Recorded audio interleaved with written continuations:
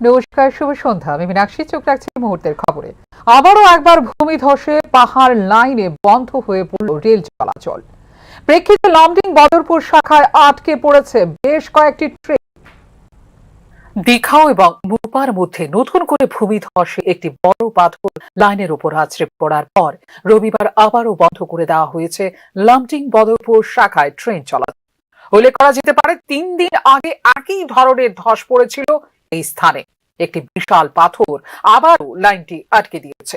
মেরামতের কাজ শুরু হয়েছে এবং আবহাওয়া এবং পরিস্থিতির উপর নির্ভর করে ট্র্যাক ফিটনেস পরিদর্শন করা হতে পারে বলে জানিয়েছে উত্তর পূর্ব সীমান্ত রেল।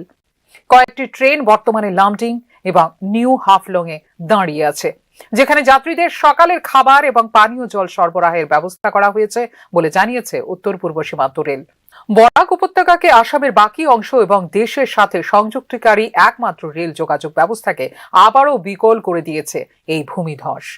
ধ্বংসাবশেষ অপসারণ এবং যোগাযোগ পুনরুদ্ধারের জন্য কঠিন পরিস্থিতিতে কাজ চলছে। তবে প্রয়োজনীয় নিরাপত্তা ছাড়পত্র পাওয়ার পরেই ট্রেন চলাচল পুনরায় শুরু হবে বলে জানিয়েছে উত্তর পূর্ব সীমান্ত রেল কর্তৃপক্ষ।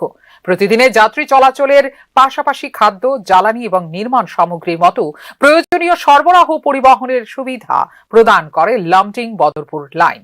এই অংশে ঘন ঘন ভূমিধস একটি উপর্যুপরি সমস্যা তৈরি করে, যাতে ব্যাপক অসুবিধা এবং সরবরাহগত বিলম্ব হয় সমগ্র অঞ্চলে। ইতিমধ্যে যাত্রীদের ধৈর্য ধরতে এবং আপডেটের জন্য অফিসিয়াল যোগাযোগ চ্যানেলগুলো অনুসরণ করার আহ্বান জানিয়েছে রেল কর্তৃপক্ষ। আগামী দিনে আরও বৃষ্টিপাতের পূর্বাভাস থাকায় কর্মকর্তারা এই কৌশলগত রুটের ঝুঁকিপূর্ণ অংশগুলিকে শক্তিশালী করার জন্য দীর্ঘমেয়াদী প্রশমন ব্যবস্থা পর্যালোচনা করছেন বলে জানিয়েছে উত্তর পূর্ব সীমান্ত রেল। ভূমিধসের ফলে হাতিখালি স্টেশনে আটকে আছে গুয়াহাটি রাঙ্গিয়া এক্সপ্রেস, লামডিং স্টেশনে আটকে আছে গুয়াহাটি শিলচর এক্সপ্রেস। গুয়াহাটি দুল্লপছড়া ট্রেনটি থামানো হয়েছে ল্যাংটিং স্টেশনে। নিউ হাফলং স্টেশনে দাঁড়িয়ে আছে আগরতলা দেওঘর এক্সপ্রেস। শিলচর গুয়াহাটি এক্সপ্রেস, যা সকাল 9টায় শিলচর থেকে ছেড়েছিল, 2 ঘন্টা দেরিতে চলেছে এবং আজকে পড়েছে নিউ হাফলং স্টেশনে। শিয়ালদা শিলচর কাঞ্চনজঙ্ঘা এক্সপ্রেস 6 ঘন্টা দেরিতে চলছে এবং এই ট্রেনটি থামবে লামডিং স্টেশনে বলে জানিয়েছে উত্তর পূর্ব সীমান্ত rail. Bureau report, news now. Bank manager Bodhisattva Das হত্যা মামলায় অপরাধীদের শাস্তির ক্ষেত্রে নিম্ন আদালতের রায় বহাল রাখল উচ্চ আদালত। এক্ষেত্রে অভিযুক্ত 4 জনকে যাবজ্জীবন কারাদণ্ডের আদেশ দিল ত্রিপুরা উচ্চ আদালত। ব্যাংক ম্যানেজার বোধিসত্ত্ব দাসকে হত্যার দায়ে 4 অপরাধীকে যাবজ্জীবন কারাদণ্ডের নিম্ন আদালতের রায় বহাল রাখল ত্রিপুরা উচ্চ আদালত। রবিবার এই মামলায় দোষী সাব্যস্ত 4 অপরাধীকে ভারতীয় দণ্ডবিধির 302 ধারায় যাবজ্জীবন কারাদণ্ডের আদেশ বহাল রাখে ত্রিপুরা উচ্চ আদালত। পাশাপাশি তাদের 50,000 টাকা করে আর্থিক জরিমানার রায়ও বহাল রাখে ত্রিপুরা উচ্চ আদালত। জরিমানার অর্থ অনাদায়ে অতিরিক্ত 3 মাসের কারাবাসের শাস্তি দেওয়া হয়েছে অপরাধীদের। 4 অপরাধী হল সুমিত চৌধুরী, প্রাক্তন পুলিশ ইন্সপেক্টর সুকান্ত বিশ্বাস, ব্যবসায়ী সুমিত বণিক এবং উমর শরীফ ওরফে সোয়েব মিয়া। 2019 সালে 3রা আগস্ট রাতে রাজধানী জ্যাকসন গেট এলাকায় সংঘটিত হয় এই হত্যাকাণ্ড। ওই রাতে প্রায় 12টা নাগাদ ওই এলাকায় একটি ওষুধের দোকানের সামনে বসে অপর বন্ধুর সাথে বসে পান করছিল ব্যাংক ম্যানেজার বোধিসত্ত্ব দাস। তখন কালিকা জুয়েলার্সের সুমিত চৌধুরীর গাড়িতে চেপে সেখানে পৌঁছায় সুমিত চৌধুরী, সুকান্ত বিশ্বাস এবং সুমিত বণিক। সুকান্ত প্রকাশ্যে উন্মুক্ত জায়গায় প্রস্রাব করতে শুরু করলে আপত্তি জানান বোধিসত্ত্ব। এ নিয়ে এদের মধ্যে শুরু হয় তর্ক বিতর্ক এবং হাতাহাতি। তখন আকণ্ঠ মদ্যপান করেছিল সুকান্ত বিশ্বাসরা। হাতাহাতির ফাঁকে তাদের মধ্যে একজন সোয়েব মিয়াকে মোবাইলে ফোন করে ডেকে আনে অকুস্থলে। সোয়েব এসেই ছুরি দিয়ে আঘাত করে ব্যাংক ম্যানেজার বোধিসত্ত্বকে। একসময় বোতল ভেঙে আঘাত করা হয় বোধিসত্ত্ব দাসের পেটে।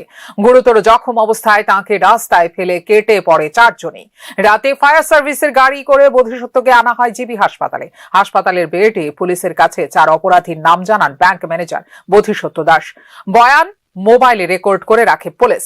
পরবর্তী সময়ে কলকাতার একটি বেসরকারি হাসপাতালে 16 আগস্ট মারা যায় বোধিসত্ত্ব দাস। মামলায় হত্যার ধারা যোগ করে তদন্ত চালায় পুলিশ, কারণ এর আগে 4 আগস্ট পশ্চিম থানায় অভিযোগ দায়ের করেছিলেন বোধিসত্ত্ব দাসের মা।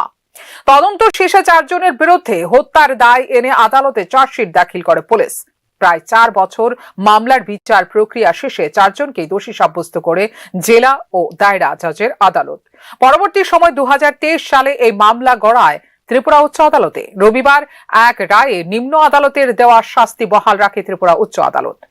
ফিউরো রিপোর্ট, নিউজ নাও। রাজ্যের বিভিন্ন অঞ্চলে বৈদ্যুতিক ভুতুড়ে মিটার শ্বাসরুদ্ধ অবস্থায় ফেলছে সাধারণ মানুষদের। আর চাই না ভূতে স্মার্ট মিটার, এটাই আজ প্রতিটি সাধারণ নাগরিকদের মুখে মুখে। 1000 থেকে 1 লাফে লক্ষ টাকার বিল। বিদ্যুৎ নিগমের স্মার্ট মিটারে স্মার্ট বিলে আজ অতিষ্ঠ হয়ে পড়েছে সাধারণ মানুষের জনজীবন। রবিবার স্মার্ট মিটারের বাতিলের দাবিতে ধর্মনগরে বিদ্যুৎ নিগমের সামনে বিক্ষোভ প্রদর্শন করে সাধারণ মানুষ।